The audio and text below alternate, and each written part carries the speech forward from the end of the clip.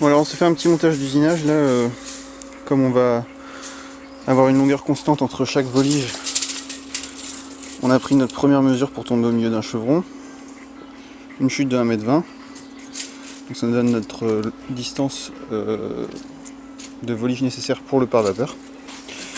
Donc ensuite on s'est fait une règle avec un litho là, qu'on a marqué tous les 33,5 cm, ça correspond à l'anthrax des chevrons. Donc ça va nous permettre de se baser. Ici par exemple, on a pris une nouvelle volige, tac, donc là on va être amputé contre, ici contre la fin, hop, de la volige, pour avoir la même longueur, tac. Là on a notre coupe de référence, donc on a notre 0 ici, hop, on se met bien à 0. Du coup on n'a plus qu'à reporter ici notre trait sur la volige, la couper, on prend une nouvelle volige, hop, on vient ici la plaquer contre. Ah, je me suis mis un petit coup de marteau sur le doigt ce matin, ça fait pas du bien. On vient la mettre ici contre, et on n'a plus qu'à ici reporter la longueur de notre première longueur de volige. Hop.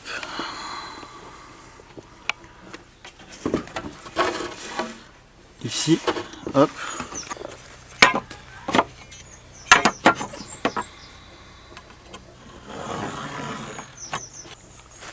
Maintenant je décale légèrement pour pas tailler dans celle en dessous.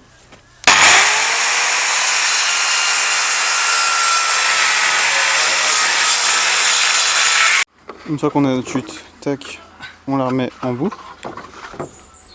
Ici. On reprend notre morceau de litho qu'on vient mettre à 0. Et tac. On reprend ici. Putain, c'est la merde de la lanière. On reprend ici notre anthrax. Je suis bien à 0 là-bas, Hans ? Oui.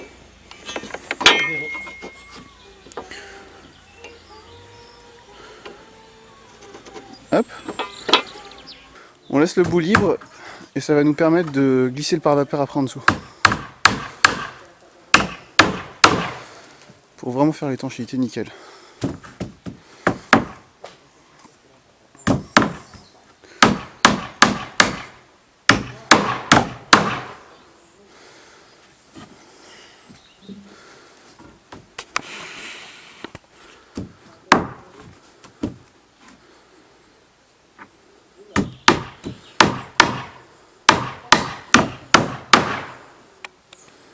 On va vous passer le reste de la fixation parce que ça va être compliqué de filmer en même temps.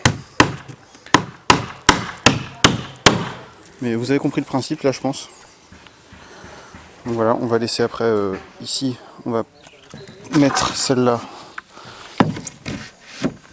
ici. Donc là on arrive toujours en milieu de chevron. On va prendre la mesure de notre première ici, enfin de la dernière planche, pour qu'elle tombe dans la cloison du pignon. Donc il faut qu'on recoupe la première. Elle nous servira de repère pour toute la suite. Et comme ça on risque pas d'arracher le pare-vapeur quand on va découper le reste à la scie circulaire. Ça nous évitera d'avoir tout à découper en bas. On découpera tout une fois qu'on sera bien posé. Donc là je découpe à la bonne longueur, au bout.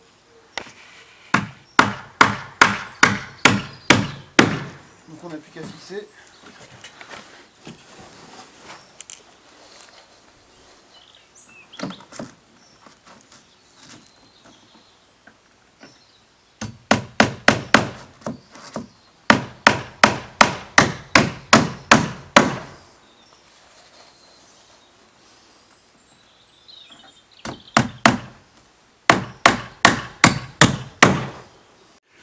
Bon bah voilà, on est à peu près à la moitié du toit là. Il nous reste 10 largeurs de lame à mettre. On va mettre les 10 largeurs de lame, après on attaque l'autre côté et après on s'occupera du frein vapeur parce que dans ce sens là il est imperméable. Donc on peut le laisser comme ça pour l'instant, c'est pas quelque chose de gênant. Et du coup on fera le frein vapeur et l'isolation à la suite demain. Mais là du coup on va finir de tailler les longueurs de planches qu'il nous faut.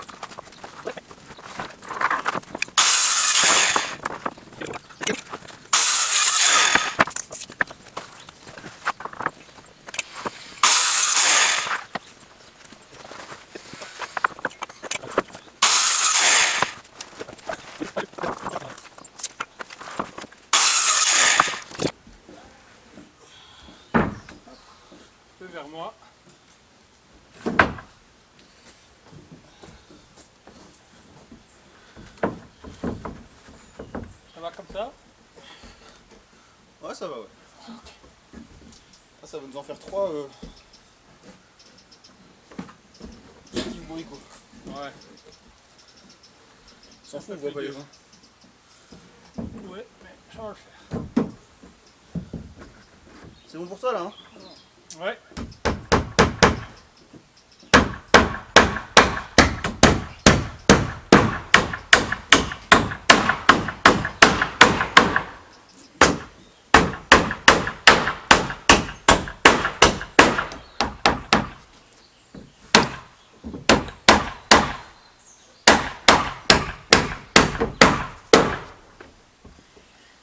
Bah voilà ce que ça donne vue d'en dessous pour le moment. Ouais. Donc ça c'est ce qui sera visible une fois l'atelier fini, parce que l'isolation sera au-dessus du coup. Donc voilà, il va nous rester après à isoler, quand ce sera sur les finitions, à isoler là, sur la longueur, faire un espèce de dératellement quoi.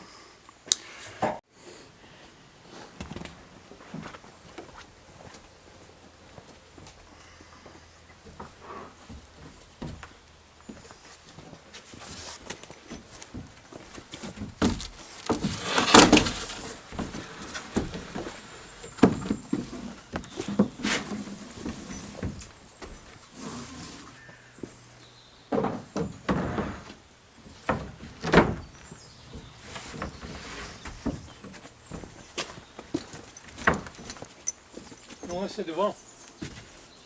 Ça, c'est devant. Ah d'accord. Pardon.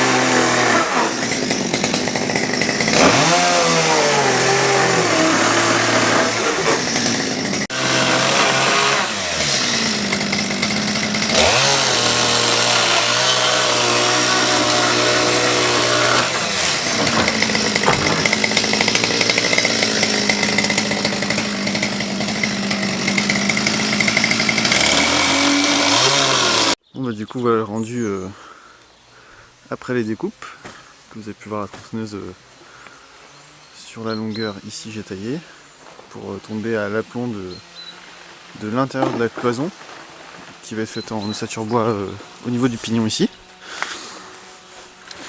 Et donc vu de l'intérieur, voilà, ça donne ça. Hop, donc là on est à la moitié. On va continuer notre cheminement tranquillement.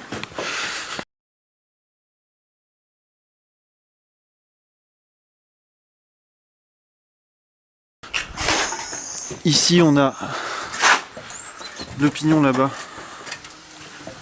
à s'occuper. Il faut qu'on qu'on recimente tout ça.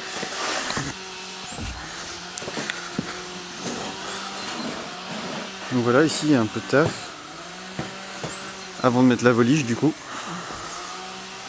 Ça, comme ça a déjà été fait de l'autre côté. Donc remettre à niveau ici des pierres et puis cimenter tout ça. Voilà, voilà.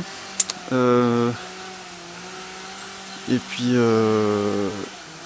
après, ben moi faut que je taille ici des morceaux qui vont venir sur la moitié du chevron qui est là au milieu, sur celui-là pour déborder là.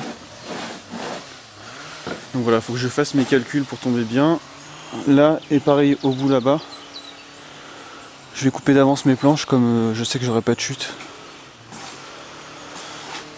Je vais tout couper d'avance et puis comme ça tout sera prêt pour les fixer en temps voulu.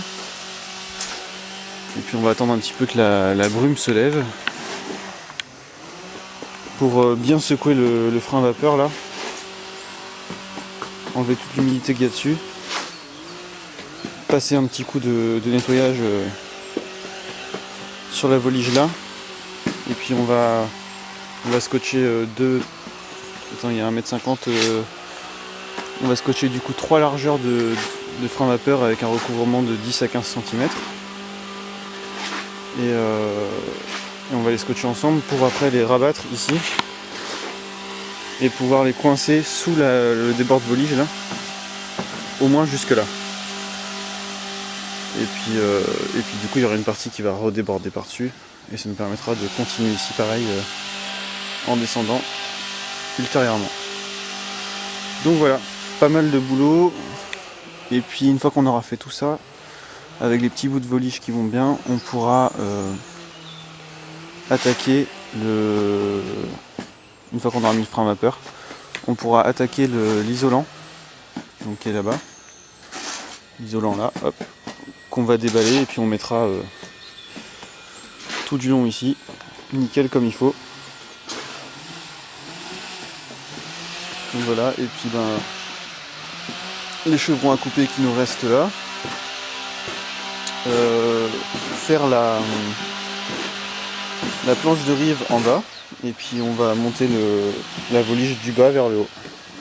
Comme ça on va se retrouver avec une chute ici qui sera logiquement la même chute que celle qui est là.